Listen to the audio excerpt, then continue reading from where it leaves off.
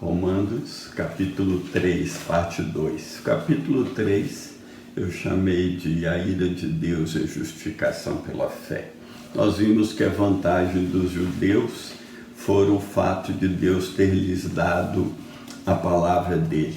Vimos também que a incredulidade deles não aniquilou a fidelidade de Deus, né? Deus permaneceu fiel mesmo o judeu tendo sido incrédulo e se desviado da verdade. Vimos também que Deus não é injusto ao trazer ira sobre o homem, ao julgar o homem, como também vimos no capítulo 2, sobre os princípios do juízo divino. Na sequência, Paulo vai mostrar que todo ser humano está debaixo do pecado. Olha o versículo 9 do capítulo 3. Pois que somos nós mais excelentes? Falando do judeu. Aí ele, de maneira nenhuma, nem passe isso pela sua cabeça, pois já antes demonstramos que tanto judeus como gentios, todos estão debaixo do pecado. Estar debaixo do pecado significa estar debaixo da ira de Deus, né? Vimos, Paulo já tinha concluído que o judeu não é superior ao gentio. Ele já tinha mostrado que todos têm uma pecaminosidade latente e são incapazes de se salvarem. Estar debaixo do pecado é também estar debaixo da lei de Deus, porque a lei de Deus, ela mostra o que é o pecado e ela condena o pecado. E se todos pecamos, a lei de Deus mostra isso. O que é pecado? É o que a lei fala, o que a lei de Deus diz a partir de amar o Senhor sobre tudo e amar o próximo como a nós mesmos. Por isso que toda a lei se resume nesses dois mandamentos, porque por aí está a raiz de todo o pecado, porque não amamos a Deus de todo o coração e nem amamos o próximo. E aí no versículo 10 ao 18, ele vai fazer uma das descrições mais tremendas da Bíblia sobre a descrição do homem pecado. E todos os versículos ele tira do Velho Testamento. Então ele tira da lei de Deus, ele tira das Escrituras. Como diz no versículo 10, como está escrito: não há um justo, nenhum sequer, não há ninguém que busque a Deus. Primeiro ele faz uma descrição do homem em pecado, dos versículos 10 a 12. Esse aí que diz que não há um justo, nenhum sequer, nenhum sequer, ninguém é íntegro diante de Deus. Ser justo é ser íntegro, ser reto. Ser justo é como ter um prumo, é como ter um prumo, uma parede levantada a prumo, e o prumo aqui é Deus, é o próprio Cristo. Você só pode ser justo se você for igual a Cristo. Não há ninguém que entenda, não há um justo sequer. Na sequência ele diz, não há ninguém que entenda, ainda no versículo 10. Ou seja, o homem não entende a sabedoria de Deus, o homem não entende o que é pecado, o homem não entende como ele ofende a Deus, o homem não entende porque não tem o temor do Senhor, porque não teme a Deus, porque não entende a Deus. Tudo que o homem pode pensar é não há Deus.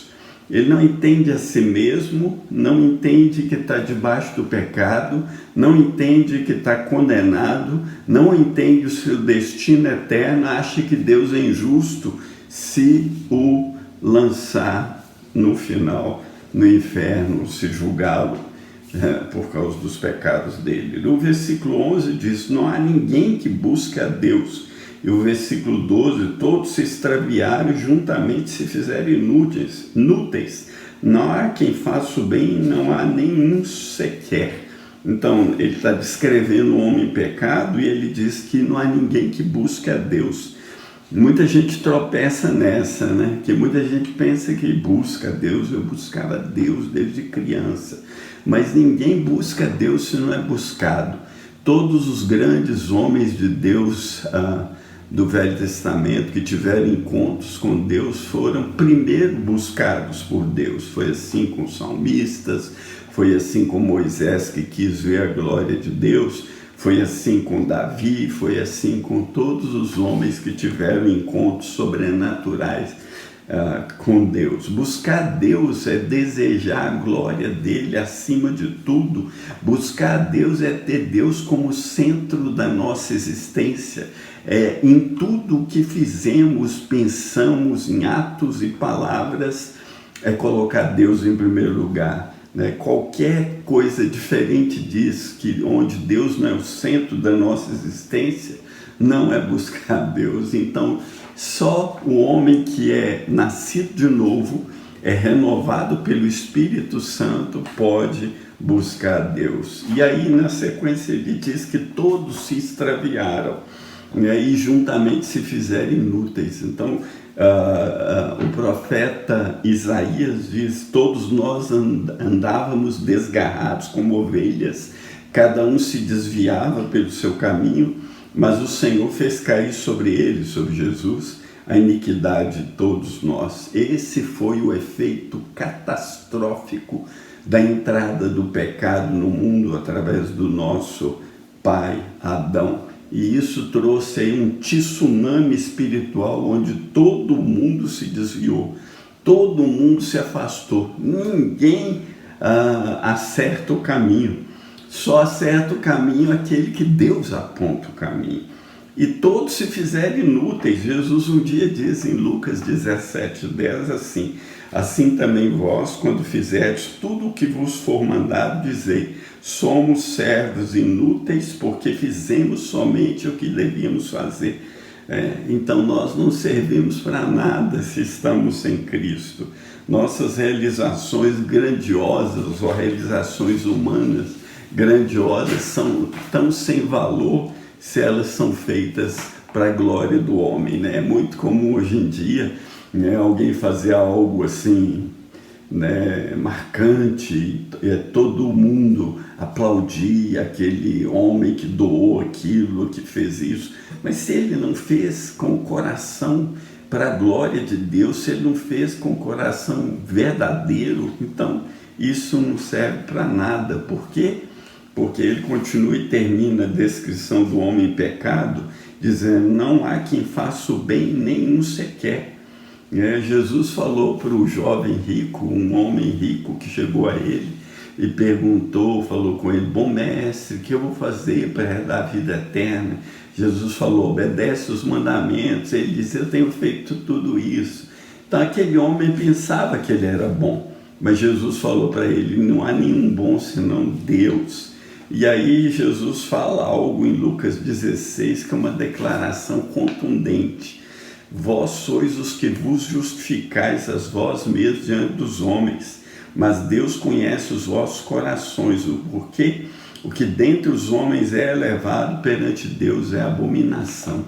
Então aquilo que a humanidade eleva, aquilo que a humanidade aplaude como sendo uma pessoa maravilhosa, digna mesmo até de adoração, digna até de ser chamado de Deus, ou de estar perto de Deus, ou ir morar com Deus, ou passar por andar de cima, isso é abominação diante de Deus, porque só Cristo é o caminho, só Ele é a verdade, só Ele é a vida.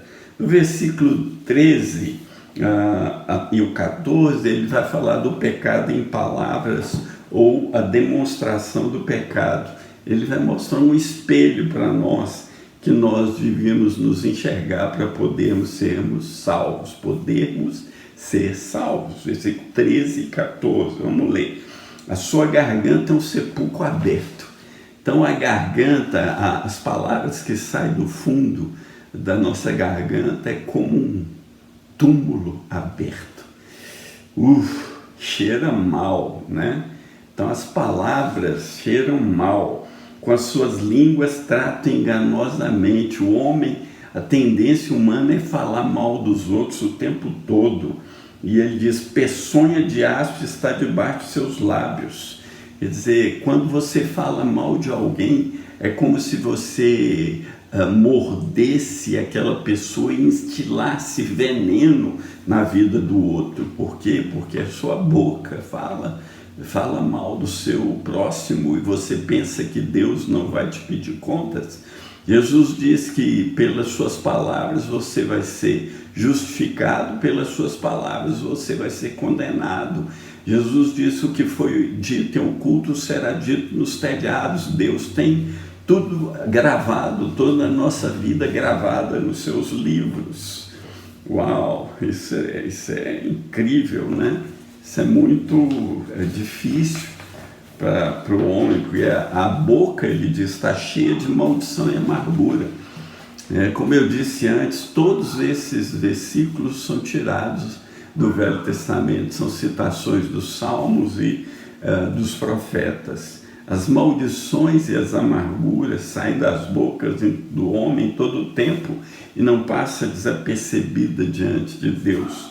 Paulo diz em Efésios 5 que não devemos, como santos, não devemos ter palavras de zombaria, mas antes de tudo ações de graças, né? Palavras torpes na boca, porque a boca está cheia de maldição, de amargura. A gente xinga o outro, fala mal do outro, critica o outro, e tudo isso está diante de Deus. Dos versículos 15 a 17, ele vai mostrar o pecado em atos. Vamos ler aqui. Os seus pés são ligeiros para derramar sangue, em seus caminhos a destruição e miséria, e não conheceram o caminho da paz. Pés ligeiros para derramar sangue. É só você abrir um telejornal ou assistir um jornal de notícias, você vai ver o tanto de sangue que tem sido derramado diante de Deus desde o dia que Caim matou Abel até hoje. Tudo isso está diante de Deus. Os seus caminhos a destruição e miséria. O pecado destrói vidas, causa miséria, não apenas pobreza, mas miséria até nos palácios, né? Vocês sabiam em 2015 que 1% de todos os homens detinham quase 50% de toda a riqueza, e 90% de toda a riqueza do nosso planeta está na mão de cerca de 10% dos homens. Tem aí os poderosos, e esse desequilíbrio revela algo assustador que o homem tem vivido para si mesmo. E aí ele continua dizendo: não conhecem e não conheceram o caminho da paz, no versículo 17. Com todas as afirmações feitas até aqui, é certo que ninguém conhece o caminho da paz, da reconciliação, porque nós estamos mortos. O homem está morto em delitos e pecado, e a ira de Deus se revela contra toda impiedade e injustiça dos homens que detêm a verdade. E aí o versículo 18, ele explica tudo, porque toda essa descrição, toda essa ação do pecado na vida de todos os homens, é porque não há temor de Deus diante dos seus olhos. Esse versículo fecha essa porção. Eu vou fechar essa parte com esse texto. Não há temor de Deus diante dos seus olhos. É uma citação do Salmo 36:1, onde Davi fala assim: a transgressão do íntimo diz no íntimo do meu coração, não há temor de Deus diante dos seus olhos. Ou seja, Davi estava vendo a transgressão dos homens, né? Tudo que os homens fazem, tudo que ele estava fazendo já na época dele, e ele concluiu que não havia temor de Deus, porque não tem temor de Deus. Não entende a santidade, a justiça, não entende o caráter de Deus, não entende que Deus é o juiz de todos, que vai julgar o mundo, não entende que Deus demanda que o homem seja santo, puro, reto, íntegro e verdadeiro. E aí, não entendendo isso, eles não têm o temor, porque não vão mudar de atitude. E aí o que Davi diz, ele olhava e via pelo Espírito Santo que o real problema da humanidade caída é essa. não tem temor, nem crê que Deus existe. Para que vai temer um Deus que não existe? Temer a Deus é como vê-lo continuamente diante de nós.